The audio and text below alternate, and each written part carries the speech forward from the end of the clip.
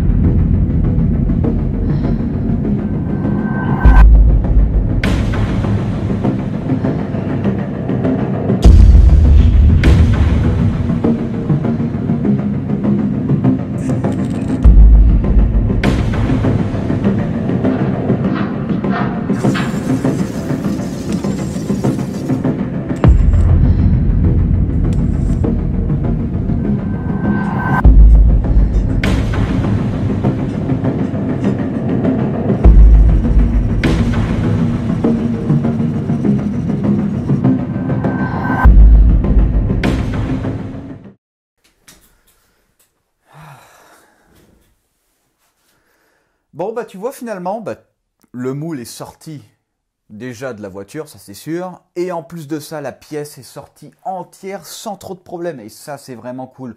Je vais pas te mentir, 10-15 heures de travail en plus dessus pour que ce soit parfait. Enfin parfait. Le mieux possible, voilà, c'est du fait main complet sur mesure. Là on a clairement un véhicule 100% moi qui tout fait, tout là. Donc c'est quand même cool, c'est quand même super cool. Alors, le sujet biturbo ou pas? J'ai mis les chiffres quelque part. Voilà. Donc, au final, sur PayPal, on a réussi à obtenir 2840 euros, 14, ce qui est vraiment pas trop mal. Et la boutique, à peu près, parce qu'il faut attendre les envois, il faut attendre machin, il faut attendre les frais, on est dans les 2010 euros, 2012 euros. Ce qui nous fait un total de 4852 euros, quelque chose, 14 quoi. Donc c'est quand même vraiment pas mal. Niveau pièces internes moteur plus embrayage volant moteur, il nous faut 5844 euros. Donc il faut que je balance 950 balles en plus pour forger le moteur. Le problème, c'est qu'en fait, non, en fait, si tu veux, quand j'ai vu certains dons, c'est impossible de ne pas forger ce moteur. C'est impossible. Tant pis. Tant pis, il y a des pièces qui vont passer à la trappe, des pièces performance autres que le moteur. Par exemple, la gestion. La gestion, je ne sais pas si on va pouvoir s'en payer une. Du coup, on viendra cannibaliser la Manta pour récupérer la gestion et pour du coup prendre la gestion, malheureusement, qui n'est pas super adaptée pour un V8 parce qu'il faut aller chercher dans les options. Si tu veux, ta gestion, elle peut fournir pour un certain nombre de cylindres, tu vois. Et en fait, quand cette gestion-là, elle peut pas fournir assez de cylindres par rapport à ses sorties, eh ben, il va falloir piocher dans les options. Et ça, tu le mets dans ta carto. Par exemple, auxiliaire 1, auxiliaire 2, auxiliaire 3, ça va être injecteur 7, 8, 6, tu vois, etc., etc. Donc c'est comme ça que ça marche. Mais au final, on aura quand même une gestion qui marche. Donc je pense que ouais, il faut quand même forger ce moteur. Ce serait quand même trop dommage de ne pas balancer ce beau GT42 avec ce GT3582R de Max Pillingrod, la version Street, donc la version, on va dire, la plus haut de gamme qu'ils ont. Franchement, super cool, vraiment sympa de me l'avoir fourni. Celui-là, on a dû le payer, et celui-là, Max Pillingrod nous l'a fourni, donc c'est pas mal. Donc, petit turbo qui est déjà gros, et énorme turbo. On verra plus tard comment est fait le système pour que ça marche le mieux possible sans avoir de soucis. Donc, j'avais fait de base un système. Et en fait, quand j'ai regardé comment était fait le vrai turbo, le vrai biturbo de base, je pense que j'avais plus de défauts dans le système que j'avais voulu faire de base que le système biturbo qui existe déjà sur véhicule. Quand on veut trouver une idée, il ne faut pas se fier déjà à ce qui existe. Par exemple, pour le biturbo, je voulais vraiment d'abord trouver par moi-même une solution la plus idéale possible. Et ensuite, uniquement, je vais me référer par rapport à ce qui existe déjà. Alors, tu vas me dire, ouais, je peux pas inventer le monde non plus. Mais le fait de faire ça, eh ben, je peux ouvrir plus de portes à mon imagination. Si tu es déjà défini sur une chose qui existe déjà et tu l'as déjà dit, bon, bah, si les fabricants le font, c'est que c'est le top, eh ben, en fait, tu as déjà perdu. Parce que tu te dis, tu trouveras pas mieux. Alors que si au contraire, tu vas pas t'intéresser et que tu essayes d'abord de trouver des solutions, eh ben, tu peux des fois trouver des trucs intéressants. D'ailleurs, le système que j'avais trouvé était intéressant sur certains points. J'en parlerai le moment venu. J'en parlerai le moment venu. Mais par contre, eh ben, il était beaucoup plus complexe à créer. Et au final, il aurait donné beaucoup plus de contraintes. Mais en même temps, il aurait été un peu plus libre. Il y a des contraintes, il y a des avantages, il y a des inconvénients.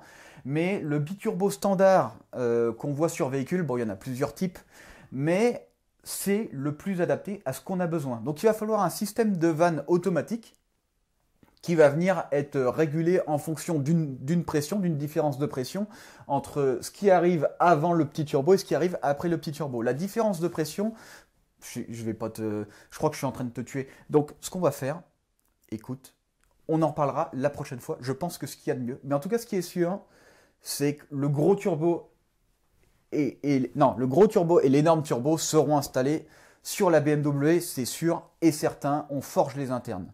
Je vous en parlerai plus le moment venu pour tous les détails des internes, parce qu'il y a une valeur par exemple qui va changer. J'ai pris à peu près 500 € pour les vis goujons de culasse, j'ai réussi à en trouver à 400, plus 30 € de livraison. Donc on n'est pas trop loin du truc. Donc on verra vraiment le moment venu, quand ce sera l'heure des commandes, quand ce sera l'heure de faire du sur-mesure, de regarder un peu combien on en est. Écoute, là, il va falloir continuer un peu sur cette voiture. La dernière fois, on avait fait le moule. Eh ben, il va falloir le sortir maintenant. Il va falloir le sortir de la carrosserie et vous allez voir que c'est pas forcément... Voilà. Donc pour commencer, vu qu'on avait fini les moules, évidemment les moules, faut les réassembler. Ça me paraît d'une évidence absolument pas inédite du tout, quoi, si tu veux. Voilà. Donc, il faut percer. On va percer à plusieurs endroits, tu vois, pour pouvoir réinstaller une visserie complète, une boulonnerie plutôt. Parce que vis plus écrou, c'est boulon. C'est comme ça que ça s'appelle. Et au final, quand on va le réassembler, quand on va mettre tous ces boulons, on va augmenter la précision du moule et en plus de ça, augmenter sa rigidité. Dans le même cas, tu vois, que des avantages. Donc j'ai mis quand même pas mal de vis, je crois que j'ai dû en mettre à peu près une centaine tout autour. Une fois que c'est fait, il va falloir découper les contours qui débordent pour que ce soit propre et pour pas trop se foutre des écharpes dans les doigts. Tu vas voir, à un moment donné, je me houille dans le doigt et puis en fait c'est pas marrant. Bon.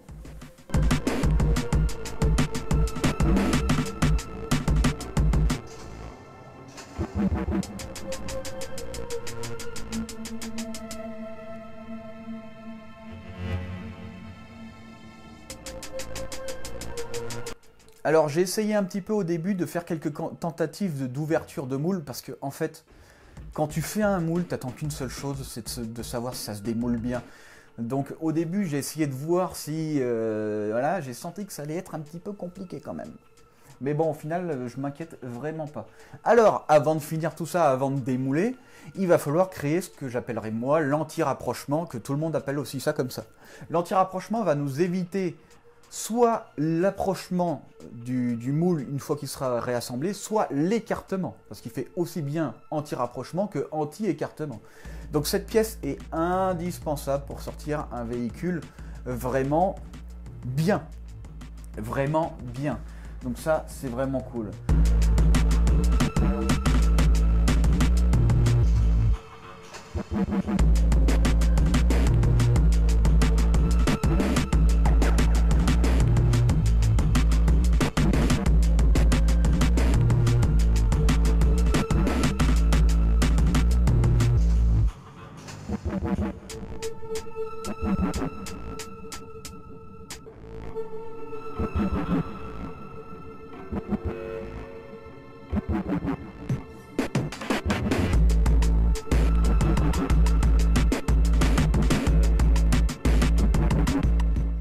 Écoute-moi un peu ce son du démoulage qui te palpite les oreilles, tu vois. C'est fou ça. ASMR.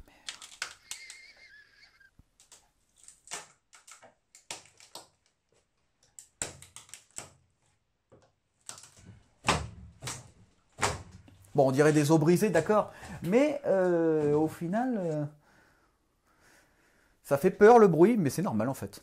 c'est un bruit tout à fait normal, parce que les décollages ne sont pas progressifs, ils sont par à-coups. C'est comme ça que ça fonctionne la fibre. En fait, on vient faire du décollement. Même si on a mis du démoulant, en fait, on vient quand même décoller en claquant. Tu vois, c'est des à-coups. C'est pas le moule, oh, il est juste à sortir, bloup. Non, non, non, il faut quand même le décrocher. Parce que la résine et le gel coat sont des matières hyper adhésives de base. Donc, même s'il y a du démoulant, elles ont quand même une forme assez spécifique. Et en plus de ça, ça fait un peu mise sous vide, si tu veux, à certains endroits. Mais bon, là, on a clairement pas trop le souci.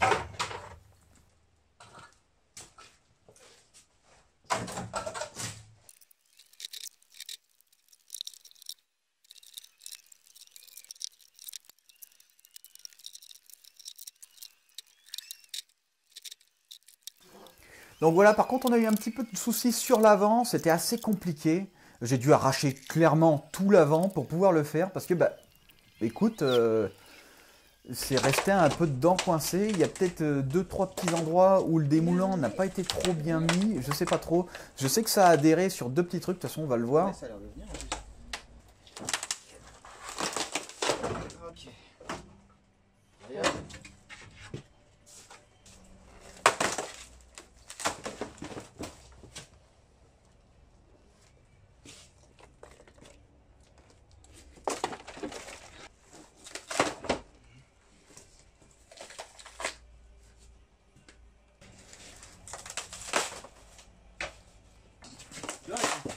Tu vois, ça vient en entier quoi.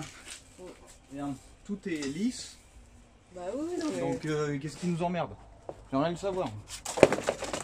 Putain, regarde, tout vient facilement là. Pourquoi il se fout de moi ce truc? Tout est venu tout seul.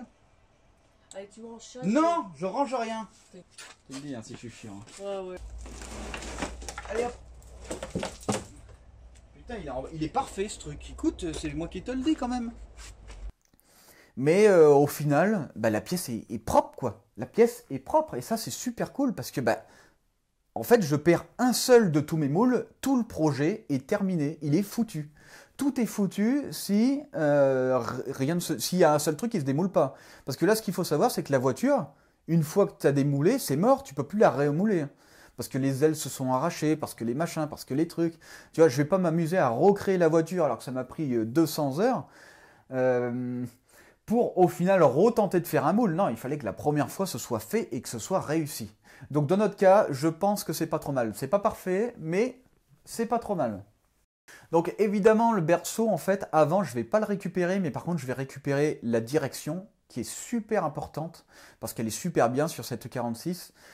Du coup, je vais la remettre directement sur le châssis. Donc évidemment, on fera un emplacement pour la crémaillère de direction sur le châssis. Et puis, bah, de toute façon, on verra ça ensemble. Écoute, qu'est-ce que je te dis? Voilà, mais il faut absolument récupérer ça. Donc, c'est pour ça qu'on le dépose. Bon, l'arrière, c'est encore une autre histoire. L'arrière, il y a une vraie accroche. Comme si, pareil, comme s'il manquait un peu de démoulant ou un souci. Là, il a fallu vraiment couper en deux le pare-choc arrière, enfin, le moule arrière, pour pouvoir sortir tout. Sinon, bah, je pouvais pas. Alors, je me demande si c'est pas parce que bah, je pouvais pas le sortir en une seule pièce. Tu vois, je me demande si c'est pas ça le vrai souci. Est-ce que j'ai des... comment on appelle ça déjà? À chaque fois j'oublie le nom. À chaque fois tu me le mets en commentaire et à chaque fois j'oublie. C'est de la contre-dépouille. Ouais, je crois que c'est un truc comme ça.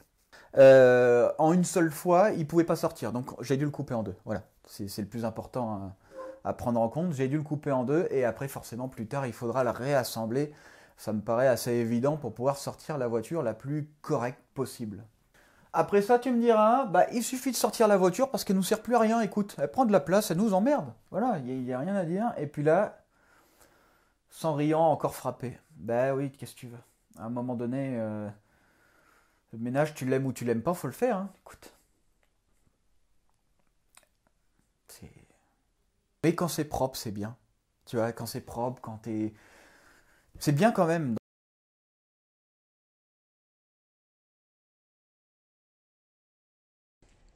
Bon bah écoute, le démoulage s'est plutôt pas trop mal passé. Il n'y a que l'arrière où il a fallu, comme tu as pu le voir, hein, parce que je me suis rendu compte d'un truc. Tu vois, le gel coat, on dirait que bah, il a pas bien durci. Et c'est bizarre. Alors peut-être que je l'ai mal mélangé. Pourtant, je fais toujours attention à ce genre de truc. Est-ce que j'ai pas mis assez de durcisseur? Je sais pas, mais en tout cas, j'étais à 1% parce qu'il faisait très chaud. 1% de durcisseur, c'est le minimum, mais je pense que je vais passer à 2%. 2%, comme ça, je prends aucun risque.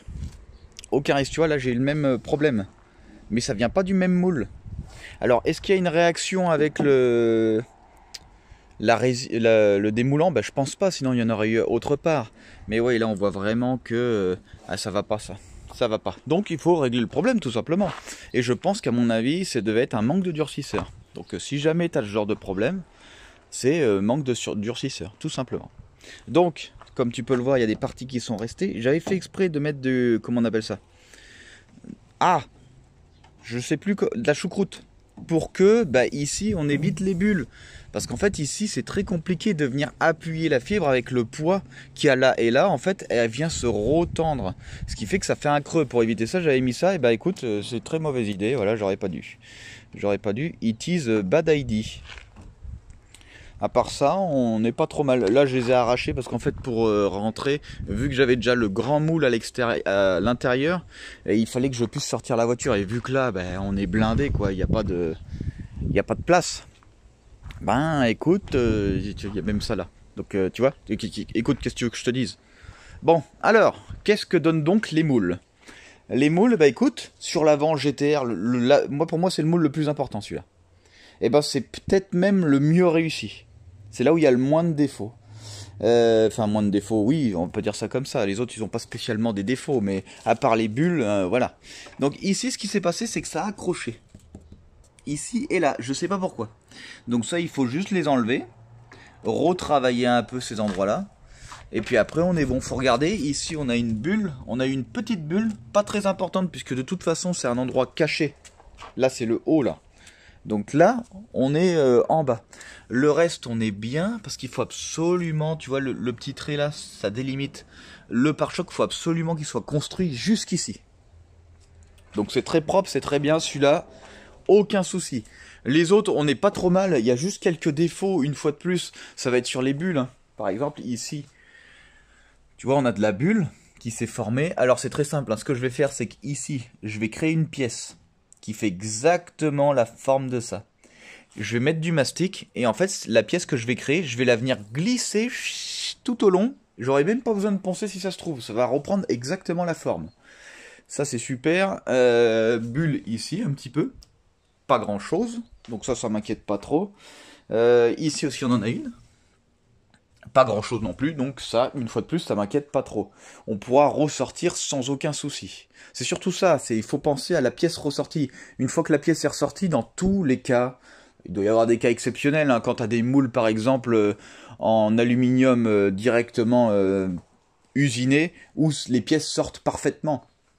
Mais quand on fait un truc avec assemblage de moules, si tu veux, parce qu'on a plusieurs moules, et ben forcément déjà, rien qu'aux liaisons, il va falloir retravailler la pièce. Donc quoi qu'il arrive, la pièce finale, faudra la retravailler. Ici, on a les côtés, les bords, en fait on a largement assez de rigidité, regarde, on est quand même assez épais. Pareil, il va y avoir des endroits à retravailler. Heureusement, les endroits les plus importants, ici, tu vois, on voit bien que c'est lisse. Là, c'est pas trop problématique, on n'a pas de soucis spécifiques. S'il y en a, de toute façon, il faudra faire ce qu'il faut. Tu vois, il y a encore de la bulle ici. Mais ici, ouais, ici, il faudra retravailler, je pense. Donc, chaque moule indépendamment, faudra les refaire. Là, on a la partie coupée en deux, parce qu'on a eu un souci, comme je t'ai dit, avec le gel coat, finalement, c'est lui le problème. Celle-là, alors il y en a qui disent qu'il faudrait la réassembler sur la voiture. Et puis après refaire le travail. Alors oui, effectivement, mais par contre, il faudrait remettre tous les moules. Voilà, pour être sûr et certain que ce soit parfaitement au bon emplacement. Parce qu'il y a des trous de vis, tu vois. Donc si jamais je le réassemble, il faut absolument tout visser, hein. Sinon on ne pourra pas le faire. Mais ce que je pense que je vais faire, c'est que déjà je m'occupe de tous les moules indépendamment. Une fois qu'ils sont prêts, je commence à fibrer l'intérieur de chaque matière à moitié pour qu'on puisse faire les liaisons après. Une fois que c'est fait, je réassemble tout. Et juste avant de finir le véhicule, je m'occuperai de réassembler cette partie-là et cette partie-là, quand tous les moules seront en place. Et puis voilà quoi, faudra bien faire attention à l'alignement. Je pense qu'il n'y a pas de souci. Je vais prendre du matos pour, tu sais, souder la tôle. En fait, tu mets un truc entre deux tôles, clac, et en fait tu viens serrer, ça vient écraser les tôles.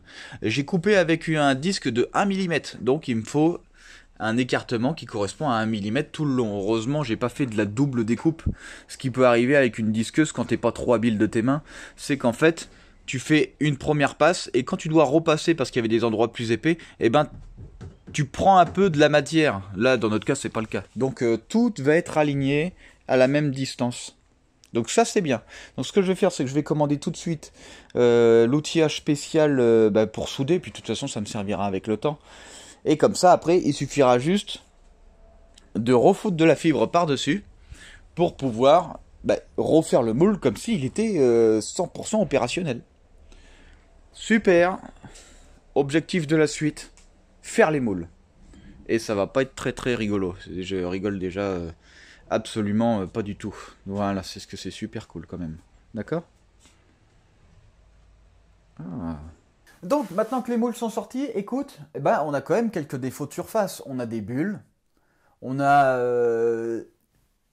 il faut le travailler tout ça. Il faut le refaire avant de remouler. Alors, il y a des endroits où j'ai mis une pâte qui s'appelle la plastiline. Ouais, je crois que c'est ça.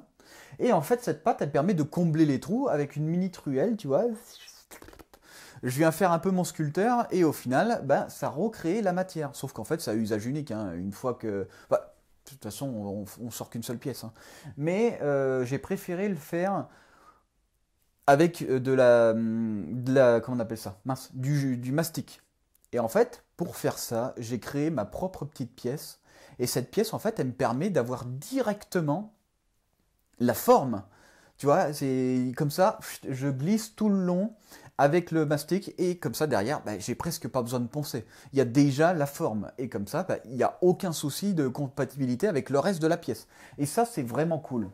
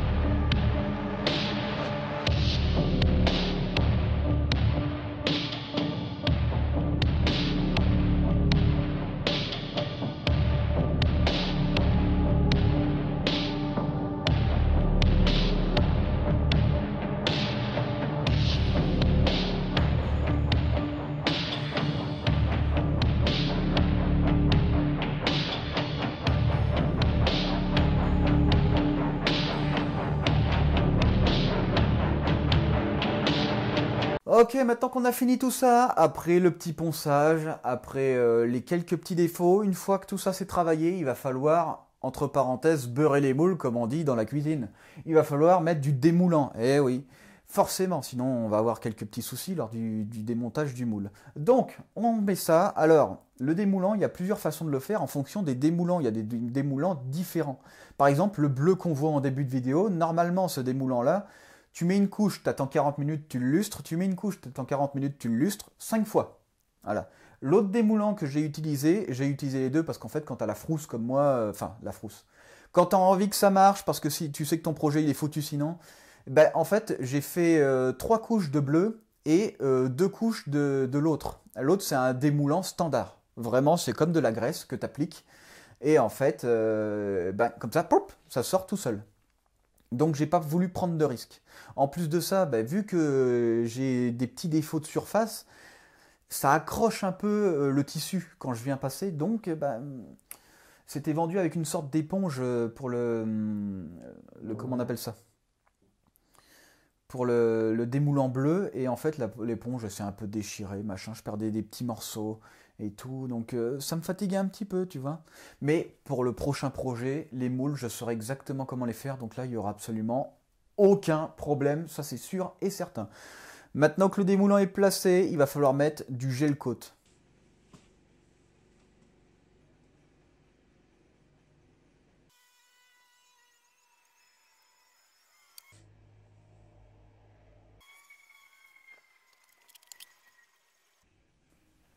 Alors, je sais pas si tu as remarqué, mais avant de mettre le gel coat, tu vois, je me suis mis à patienter comme ça dans le vide. Tu vois, je me suis dit, qu'est-ce que je fais faire?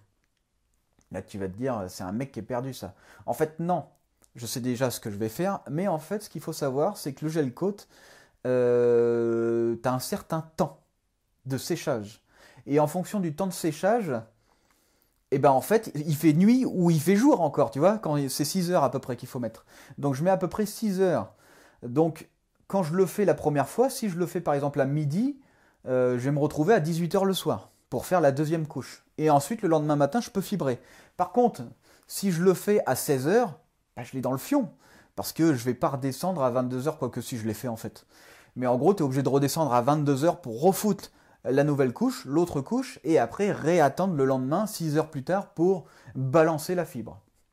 Donc une fois qu'on a mis notre jet coat, eh ben écoute, il va falloir fibrer. Donc là, je fais mes petits carrés de fibre, standard à l'avance, évidemment, la fibre, ça s'écoule à une vitesse monstrueuse, et après, j'ai plus qu'à foutre ça dans les moules, tout simplement. Une fois que les moules sont pré-remplis, et ben après, écoute, on est pas mal. On est pas mal. Et tu vois, à un moment donné, je me suis fait comme qui dirait, un petit bobo houille. Alors, ce qu'il faut savoir, c'est que quand tu fais de la fibre de verre, des écharpes de verre, oui, ça existe, hein.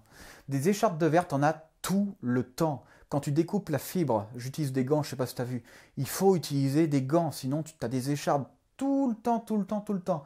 Alors c'est marrant parce que quand tu travailles le bois, tu as des échardes, quand tu travailles la fibre de verre, tu as des échardes, et quand tu travailles à l'usinage d'acier, tu as aussi des échardes d'acier ou d'aluminium. Non mais, je te jure que c'est vrai, toutes mes mains sont foutues. Voilà, c'est... Non, ça va encore. Mais il faut faire attention à ça, et, enfin, de toute façon, tu vas vite le savoir si tu travailles la fibre. Écoute.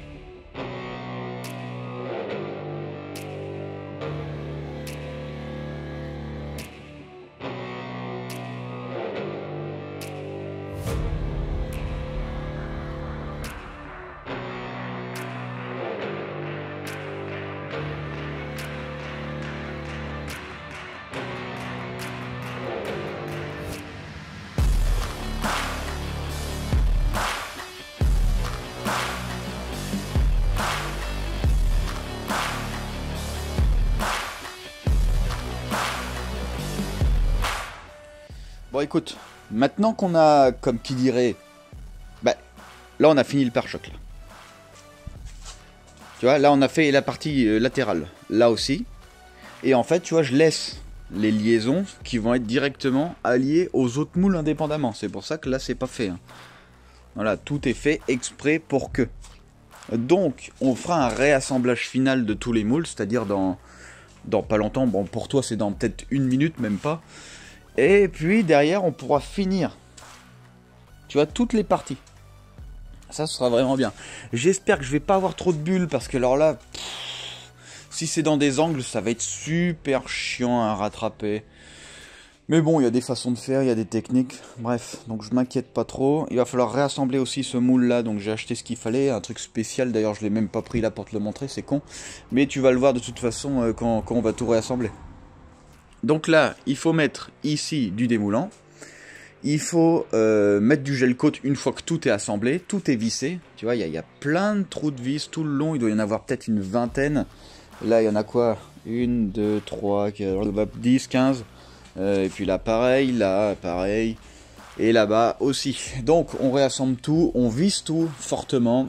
On fait en sorte que le moule ne soit pas trop flexible, mais grâce au fait d'avoir déjà pré-rempli les moules, bah, j'ai augmenté clairement la rigidité du moule. Tu comprends? La rigidité de chaque moule indépendamment. Je pense qu'il va y avoir un travail énorme. Énorme après. Ce que j'espère, c'est qu'il n'y ait pas de problème. Tu vois, par exemple, ici, on a de la fibre tout court. Si je commence à mettre de la résine sur cette fibre-là, je vais avoir des endroits que je ne pourrai pas démouler. Donc là, il faut faire très très gaffe. Je pense qu'il y a des endroits où je l'ai dans le fion. Je pense. Donc il faudra peut-être redécouper tous les bords du moule avant de sortir la pièce. Tu vois, tous les bords là, là. Parce que ça appartient au moule. Et ça appartient pas au moule. Donc si ça a fusionné, eh ben, ça sortira jamais. Donc faut redécouper. Je crois que là où il y aura vraiment un problème, je crois que c'est ici. Parce que tu vois, le moule s'arrête, sauf que j'ai continué, moi. Donc là, tu vois, ça se peut bien que c'est fusionné là. Je sais plus si j'ai mis du démoulant vraiment lointain. Si j'ai mis du démoulant juste à peine ce qu'il faut, je pourrais vite l'avoir dans le fion. De toute façon, tout se redécoupe, hein, là. Chut. Tout se redécoupe, donc bon, je pense qu'on n'aura pas spécialement de soucis. Écoute, je vais me mettre au boulot, et puis on verra ce que ça donne. On verra ce que ça donne. Bon, je pense qu'on va s'arrêter là parce qu'on est vraiment pas trop mal. Et du coup, ben, la prochaine fois, on réassemblera tout. On blindera l'intérieur, on renforcera tout. On s'occupera sûrement aussi des portières et du capot. Et après, il va falloir ressortir tout ça. Donc franchement, c'est vraiment cool à tout faire. Même si ça a coûté extrêmement cher et extrêmement beaucoup de temps. Ah ouais, le temps, c'est monstrueux, le temps que ça prend. Bah écoute, franchement, ça valait le coup. Quand je vois le résultat, je savais que ça sortirait bien. Mais quand on la voit en vrai, tu vas vraiment voir, de vrai, quand je la vois, eh ben, c'est pas pareil. Là, on se dit, d'accord, cette fois-ci, c'est bon. Elle est vraiment là, c'est vraiment sorti, c'est gagné. Alors, il y a un truc qui me fait un peu schmout, c'est que le moule, malheureusement, je l'ai jeté dehors. Parce que j'ai toujours pas fini la serre, vu qu'ils annonçaient des tempêtes, tu vois, dehors, avec beaucoup de vent. Ben, j'ai préféré ne pas continuer à mettre la bâche. D'ailleurs, c'est pour ça qu'aujourd'hui, en début de vidéo, tu as pu voir la voiture démoulée, parce que je ne me suis pas occupé de la serre. Tu as pu voir les collecteurs d'échappement inox sur mesure déjà faits, parce que j'ai pas fait la serre. Et tu as pu voir le moteur déposé, parce que j'ai pas fait la serre. Tu comprends? Tout a une certaine logique dans un sens. Donc écoute, on est vraiment pas mal, on est vraiment bien. La semaine prochaine, ben non, là on est, parce que moi on est samedi là aujourd'hui, donc ouais, je prends un peu plus d'avance pour faire des vidéos un peu mieux. J'espère que c'est vrai, et j'espère que ça marche, parce que sinon ça me ferait chier de passer plus de temps à essayer de te montrer des trucs bien si ça te plaît pas. Ce serait quand même dommage. Donc samedi, pas celui-là moi où je suis, mais celui qui arrive, donc celui, voilà. Il y a la société qui vient m'apporter le kit NOS et je ferai une vidéo dessus. On verra ensemble comment, quoi, pourquoi, est-ce que c'est si dangereux que ça, est-ce que si, est-ce que ça. Le kit NOS, en fait, ça va pas être un kit NOS, ça va être un kit Nitrous Express. Donc franchement, ça va être vraiment cool. Donc protoxyde d'azote. Dans Need for Speed, évidemment, toutes les voitures ont cette option-là. Donc c'était presque impossible de ne pas la mettre. Mais honnêtement, j'aurais pas pu le payer. Ce kit-là, j'aurais pas pu le payer parce que bah, sinon les pièces internes, elles étaient mortes. Alors du NOS sans pièces internes renforcées, du protoxyde, ça peut se faire, mais à faible dose. Voilà, à faible dose. Faut pas oublier que c'est un truc qui va énormément refroidir l'admission, les gaz. Donc ça, c'est plutôt bien. Mais surtout, bah, ça remplace un turbo. Un peu, en quelque sorte. Puisqu'en fait, c'est un comburant. Oh, là, ça va être trop compliqué. Je t'en parlerai plus tard parce que je sens que je vais m'éterniser et je sens que ça va te saouler. Ce serait quand même trop dommage. Donc, écoute, biturbo, c'est OK. C'est la limite, mais je pense qu'on peut s'en sortir. Donc pièce interne forgée complet, c'est ok. D'ailleurs, on enverra nos arbres à cam pour aller les refaire tailler. On enverra notre piston pour aller en faire sur mesure. Et bielle, c'est bon, tout est bon. Tout est bon. Donc ça, c'est pas un souci. J'espère faire ça le plus vite possible. En fait, là, ce qui est chiant, c'est que tout dépend pas de moi. Tout dépend pas de moi, malheureusement. Ça dépend pas non plus de la société. Ça dépend d'autre chose. Et ça me saoule un peu. Parce que ça fait longtemps que j'ai lancé les trucs, les procédures. Et c'est toujours pas prêt, mais ça fait partie du jeu. C'est comme ça. Voilà. Donc, je pense qu'on pourra voir les pièces internes pour décembre. Par contre, je vais te dire un truc. Hein. Le moteur, on va l'ouvrir d'ici peu. Ça, c'est sûr. Mais d'abord, il va falloir réassembler le châssis sur le marbre, plus la coque par-dessus. Parce qu'après, tu verras, mais en fait, la coque, on va la couper en deux pour qu'elle puisse s'ouvrir complètement, avoir accès au moteur derrière, l'installation du biturbo finir, les échappements sur mesure. Écoute, il y a encore un tas de choses qu'on va voir, et franchement, c'est un super projet. Ça va être vraiment, vraiment cool. Là, on en voit vraiment sévère, et on rigole vraiment pas. Donc, j'espère que ça t'a plu, j'espère que t'as pas l'impression que je me fous de toi, parce que je fais tout pour que tout se passe bien. Même les vidéos, je les travaille plus, même, regarde, l'ambiance environnementale, bon, c'est... clochard. Enfin, c'est pas exceptionnel, mais je fais en sorte que ça marche. Donc écoute, je te dis, à la prochaine fois. C'est vraiment sympa.